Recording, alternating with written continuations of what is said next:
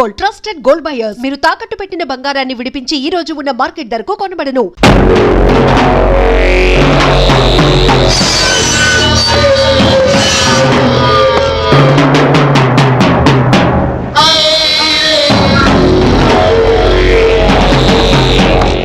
Good morning boss, welcome. ఏం కేశవ, బాగున్నావా? బాగున్నాను బాస్, పదండి వెళదాం.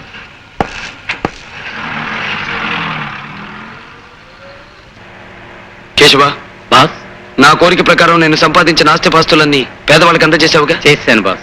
మీరు చెప్పినట్లే మీ ఇల్లు వాకిలి సమస్తం పేదవాళ్ళకు మీ పేరును దానం చేశాను. ఇప్పుడు నాకు లక్ష్యాలతో పని లేదు కేశవ, ఉన్న లక్ష్యం ఒక్కటే. కానీ బాస్, ఇప్పుడు మీరు ఏదైనా హోటల్కి పెడదాం పద.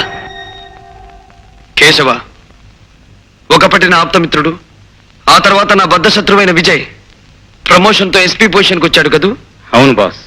అతని ప్రాణానికి ప్రాణంగా చూసుకునే ఒక్క చెల్లెలుండాలి. ఆమె పెళ్ళై వెళ్ళిపోయిందా? లేదు బాస్, చదువు పూర్తయింది, ప్రస్తుతం ఖాళీగానే ఉంటుంది. వేటాడవలసిన మేక పిల్లని పులి ఒక్కసారి కళ్ళారా చూడాలి. ఆ అమ్మాయిని నేను చూసి తీరాలి. చూడు మేడం, రెడ్ రోసెస్ తో కట్టి ఉన్న పెద్ద ఫ్లవర్ బొకే ఒకటి కావాలి. రేట్ ఎంతైనా పర్వాలేదు, కానీ బ్రహ్మాండంగా ఉండాలి. ఓ సారీ మేడం, అలాంటి బుకే ఒకటి ఉంటే ఇప్పుడే ఎవరో వచ్చి తీసుకువెళ్లారు. మై గాడ్, మా అన్నయ్యకి ఇష్టమని రోజా ఫ్లవర్ బొకే తీసుకెళ్దాం అనుకుంటే లేకపోవడమా? Damn it. వేరే ఎక్కడైనా దొరుకుతుందంటావా? ఈ రోజు మార్కెట్ కి రోజా పూలు వచ్చిందే తక్కువ, మీకెక్కడా దొరకవు. ఓకే, ఇప్పుడేం చేయను? ఆ బొకే ఇచ్చేయి. బాస్, అదిగో అమ్మాయి, విజయ్ చెల్లెలు ఆశ.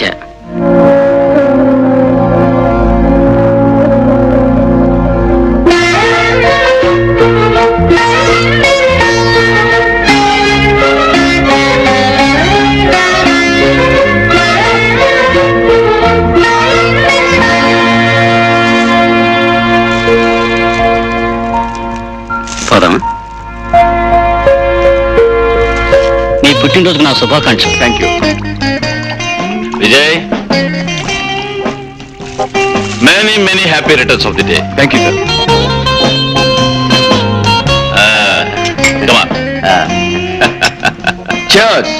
అదేం జడ్జి గారు, కోర్టులో ఆర్డర్ ఆర్డర్ అన్నంత ఉత్సాహంగా చీయర్స్ అనేస్తున్నారు. మన విజయ్ ఇంకా బర్త్డే కేక్ కట్ చేయలేదు. ఎక్స్క్యూజ్ మీ, నేను కేక్ కట్ చేయడం కోసం జడ్జి గారిని విస్కీ వాయిదా వేయమన్నా ఐపీసీ అదేదో సెక్షన్ ప్రకారం అన్యాయం అవుతుంది. మీరు కానివ్వండి. ఓకే, లక్ష్మి, ఏంటండి ఆశ ఎక్కడ? బజార్కి వెళ్ళింది, ఈ పాటికి వస్తూ ఉండాలి.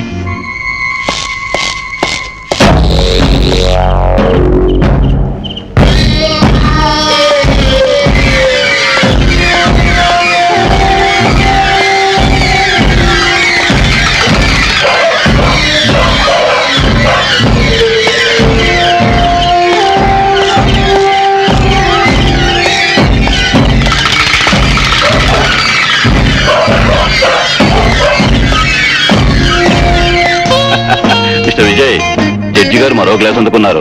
నువ్వు కేక్ కట్ చేయడం లేట్ చేస్తే ఆయన అవుట్ అయ్యే ప్రమాదం ఉంది. కాసేపు ఆగండి, మా చెల్లెలు ఆశ రాగానే కేక్ కట్ చేద్దాం.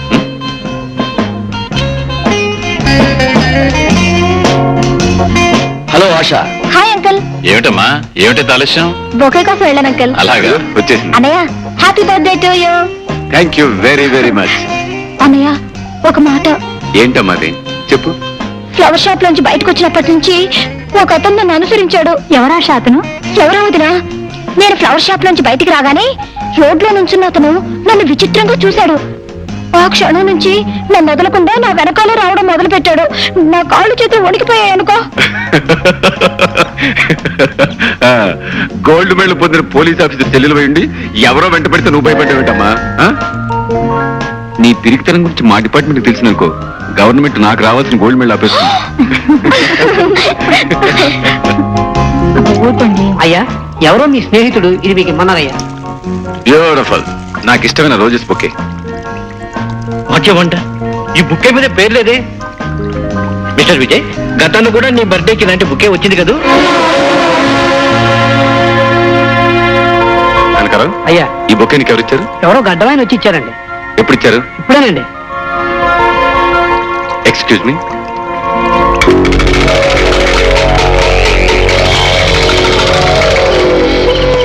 రాము, నువ్వా? రే, నువ్వు ఇక్కడికి వస్తావని నాకు తెలుసు విజయ్. అందమైన ఆ పూల గుత్తిని చూడగానే నువ్వు అర్జెంటుగా ఇక్కడికి వస్తావని నాకు తెలుసు. నువ్వు జైల్లోంచి ఎప్పుడు బయటకు వచ్చావు? పెద్ద పోలీస్ ఆఫీసర్వి, మనుషుల్ని జైల్లోకి పంపడమే తెలుసు తప్ప వాళ్ళు ఎప్పుడు బయటకు వస్తారో నీకెందుకు తెలుస్తుందిలే. రాము, నన్ను అపార్థం చేసుకోకు. లేదు, నిన్ను బాగా అర్థం చేసుకున్నాను. అన్నట్టు ఈ రోజే మొదటిసారిగా నీ చెల్లెల్ని చూశాను. చాలా అందంగా ఉంది సుమా. రాము, అలాంటి చక్కని చుక్క నాలాంటి మగాడి కారణంగా చిక్కుల్లో ఇరుకోవచ్చు. జాగ్రత్త. ఉమ్.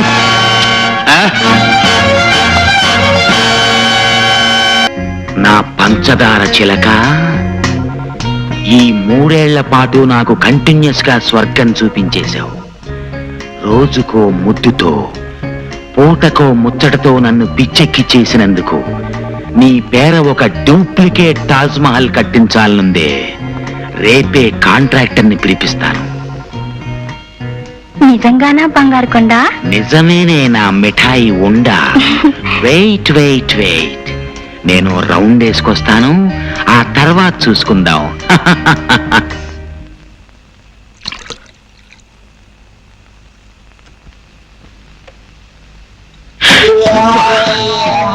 నువ్వు భుజంగరావు, లక్షలు పోసి పంకజాన్ని కొనేసి కోర్టులో అబద్ధపు సాక్ష్యాన్ని చెప్పించి నువ్వు నన్ను జైలుకి పంపించావని నాకు తెలుసు. కాకపోతే ఇప్పుడు ఏ పాపం తెలియని ఒక అమాయకురాలను ఎందుకు చంపావో నాకు తెలియడం లేదు. ఏమిటి వాగుతున్నావు? మందు పుచ్చుకోకుండానే తప్పుడు కోతలు కూస్తున్నావే. నేనెవరిని చంపలేదు. తెలియనట్టు మాట్లాడుతున్నావే.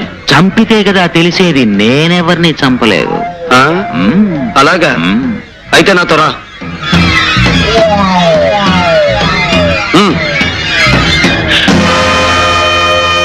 అదిగో, ఆమెను హత్య చేయలేదంటావా?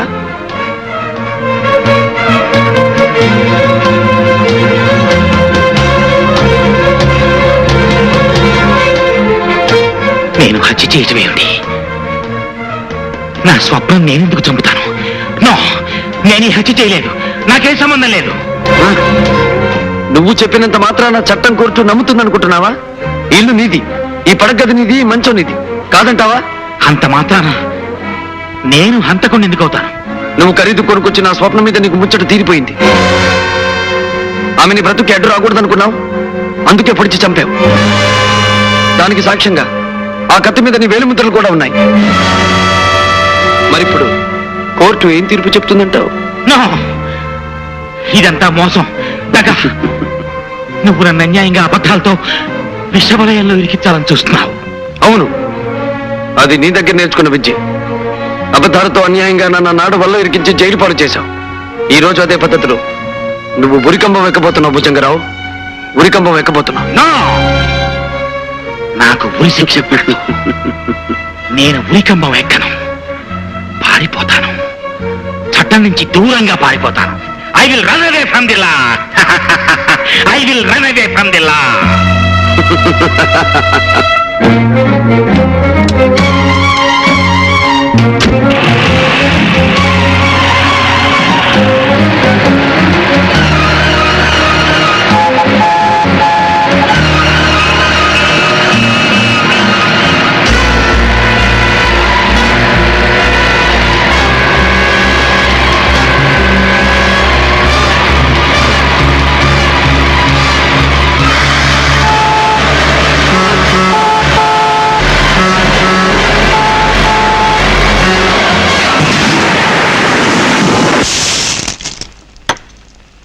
ఈ భుజంగరావు యాక్సిడెంట్ విషయంలో సందేహపడ్డం అనవసరం మిస్టర్ విజయ్. సాక్ష్యాలను బట్టి, జరిగిన యాక్సిడెంట్ విధానాన్ని బట్టి అది భుజంగరావు తొందరపాటు వల్ల జరిగిన యాక్సిడెంట్ ఏం తెలుస్తోంది. బట్ వన్ థింగ్ సార్, ఈ ప్రమాదం వెనక పరశురామ హస్తం ఉందని నాకు ఖచ్చితంగా అనిపిస్తోంది. You are mistaken. గూర్ఖా సాక్ష్యాన్ని బట్టి కార్ డ్రైవ్ చేసుకు వెళ్ళింది భుజంగరావు ఒక్కడే. కంట్రోల్ తప్పి అతను కార్ డ్రైవ్ చేయడం చూసిన సాక్ష్యాలను బట్టి సార్, సాక్ష్యాలు ఆధారాలు ఎన్నున్నా భుజంగరావు మరణానికి కారకుడు పరశురామని నమ్ముతున్నాను. అంత వేగంగా అసలు అతను కారు ఎందుకు నడిపాడు? ఎవరి భయం కారణంగా అతను అంత ఆందోళనగా బయలుదేరాడు? అసలు అతని ఇంట్లో ఉండే అమ్మాయి ఏమైంది? ఎక్కడుంది? మూడో కంటి వాడికి తెలియకుండా మా బాస్ నిన్ను మరో ఊరు పంపించామన్నారు. ఆ ఏర్పాట్లు పూర్తయ్యే వరకు నువ్వు ఇక్కడే ఉండు.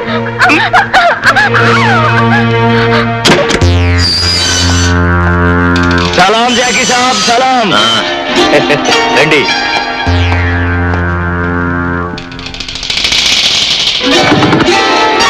నీ అమ్మ చెమ్మ చెక్క. నేను జైలు పాలవడానికి కారణమైన ఆ ఇన్స్పెక్టర్ విజయ్ని, వాడికి మన విషయం హింట్ ఇచ్చిన పరశురాముని వదిలిపెట్టకూడదు మస్తాన్. వాళ్ళిద్దరిని జాయింట్ గా దెబ్బతీయాలి. దాందేముంది సాబ్, నువ్వు తలుసుకుంటే అర్ధనారీశ్వరుని కూడా ఎడగొట్టేయగలవు. అందుకే మస్తాన్, ఇవాళ నుంచి వాళ్ళిద్దరినీ ఓ కంట కనిపెట్టాలి.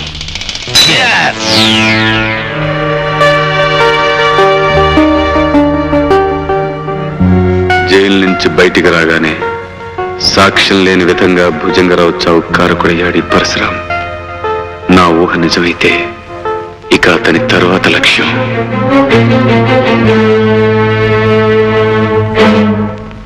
పద్మావతమ్మ, అమ్మాయికి కలెక్టర్ గారి సంబంధం చేస్తున్నందుకు మాకందరికి చాలా సంతోషంగా ఉంది. అంతా భగవంతుడి దయపిని గారు. అవునమ్మా, నిజమే. మరి ఏమిటి ఎస్పీ గారు హఠాత్తుగా ఇలా వచ్చారు? నీకో ముఖ్యమైన విషయం చెప్పాలి పంకజం. పంకజం పేరెత్తకండి బాబు. ఇప్పుడు పద్మావతి పేరుతో 10 మందిలోనూ మర్యాదగా బ్రతుకుతున్నాను. విషయం ఏమిటో చెప్పండి. పరశురాం జైలు నుంచి రిలీజ్ అయ్యాడు. పరశురాం? అంతేకాదు, భుజంగం చావుకు అతనే కారణం నా ఉద్దేశం. శుభవాణి నా కూతురు పెళ్లి చేసుకుంటుంటే ఈ కబురు ఏమిటి బాబు? ఇప్పుడు ఏం జరుగుతుందో ఏమో. నీ ఇంటి చుట్టూ మా మనుషులు 1000 కాళ్ళతో కాపలా కాస్తున్నారు. అతను ఇక్కడికి రావటం అసంభవం.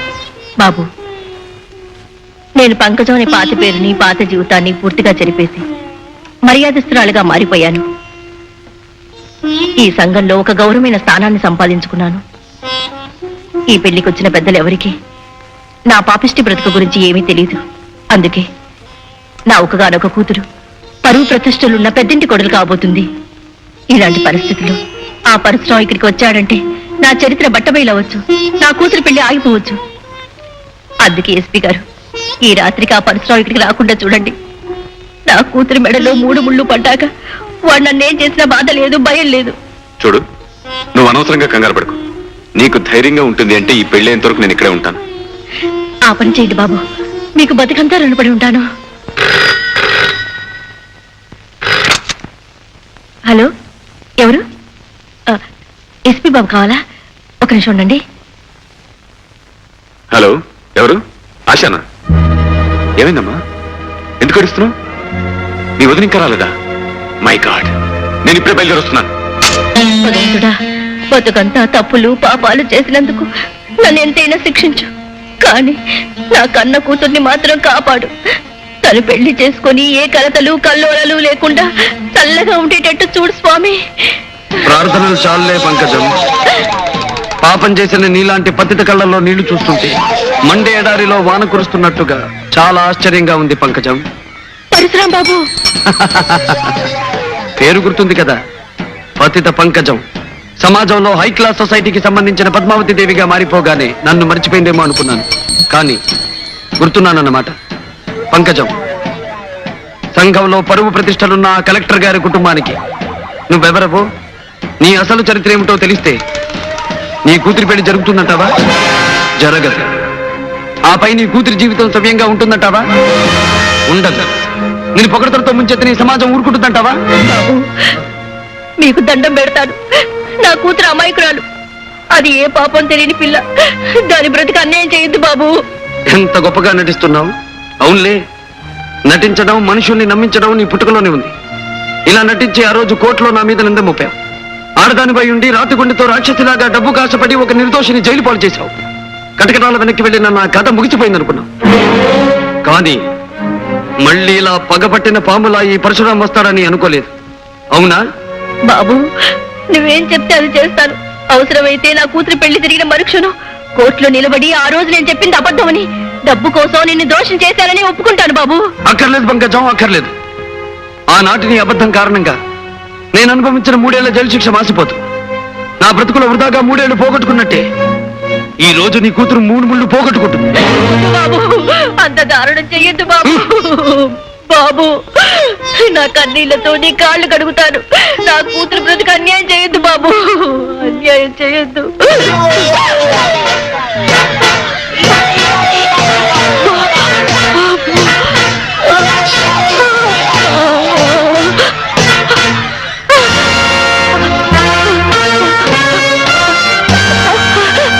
And for more videos, Please subscribe to iDream. Please subscribe to iDream. Please subscribe iDream. And please subscribe to iDream.